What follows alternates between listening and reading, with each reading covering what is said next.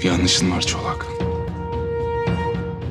Bizden bir kişinin kılına zarar gelirse sizden herkes ölür.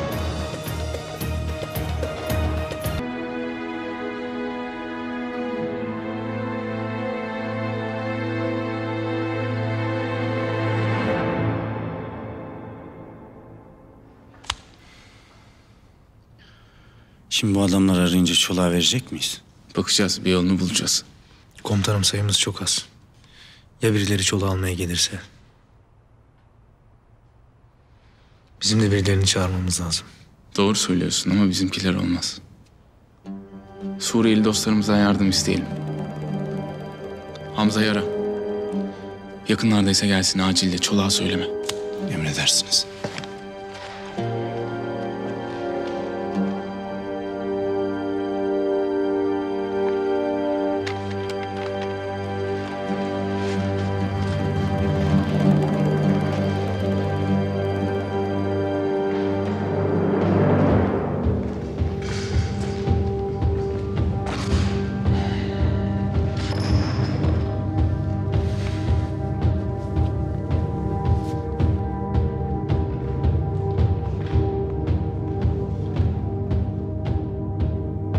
Bizimkileri nerede tutuyorlar?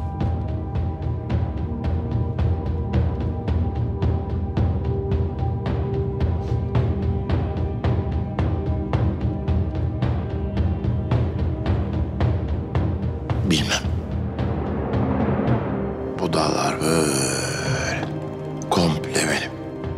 Kim bilir nerede tutuyorlar. Bu bayağı hayalperest çıktı. Gündüz vakti rüya görmeye başladı. Arkadaşlarımın yerini söyle, yoksa karışmam. Karışma lan. Ne yapacaksın? İşkence ederek mi konuşturacaksın? Aklımızdan geçmedi değil.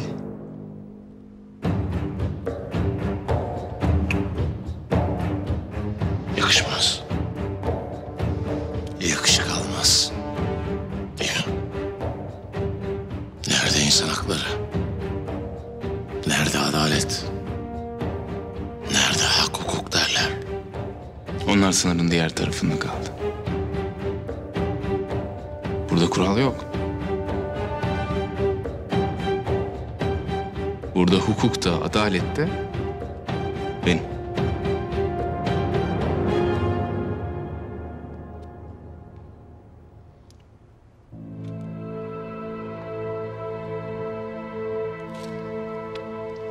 Blöf yapıyorsun.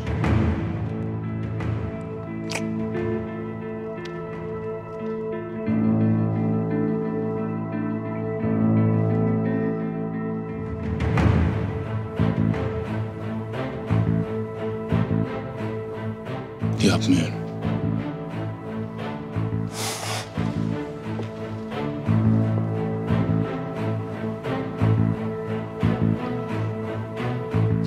Senle benim aramdaki en önemli fark ne biliyor musun? Benim bir bayrağım var.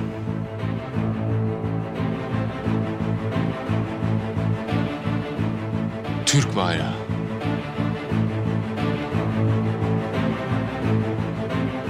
Senin bir bayrağın yok. Hiçbir zaman olmayacak da. Bir paçavrayı bayrak sanmaya devam edeceksin. Ne biliyorsun?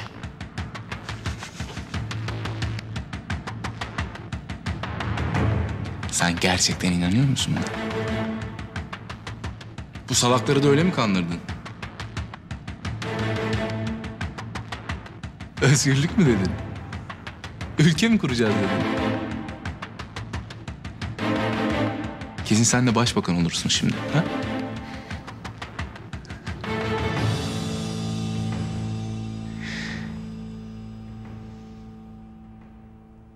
Uyuşturucudan gelen parayla ülke mi kurulur lan?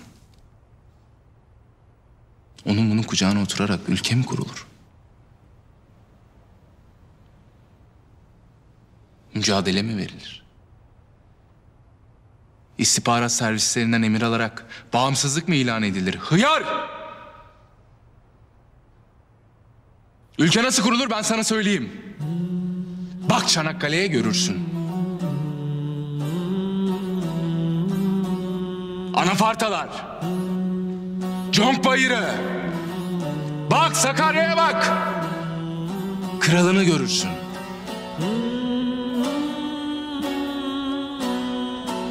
Özgürlük, bağımsızlık ne demek? Görürsün. Siz anca...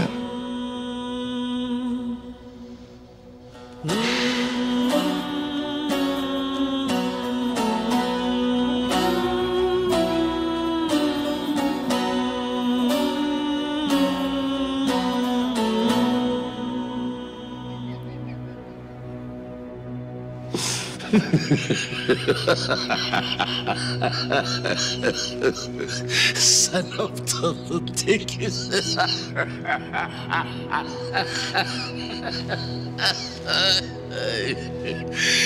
Ben olsam çoktan kaza oturmuştum sizi.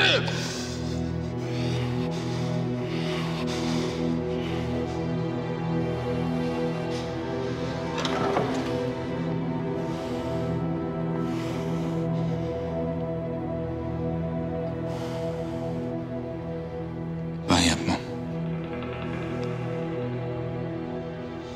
Onurum var benim.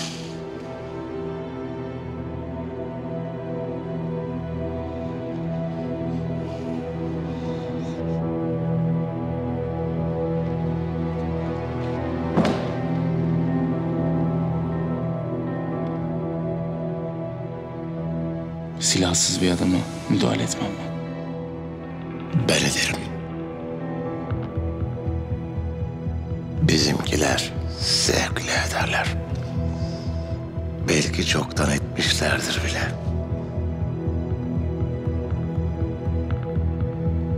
Sizinkiler ne can çekişiyordur ama şimdi. İnlemelerini duyabiliyorum. Anne. Anne.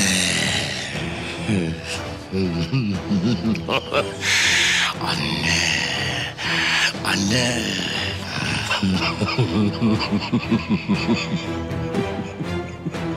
Komutanım susturun şunu.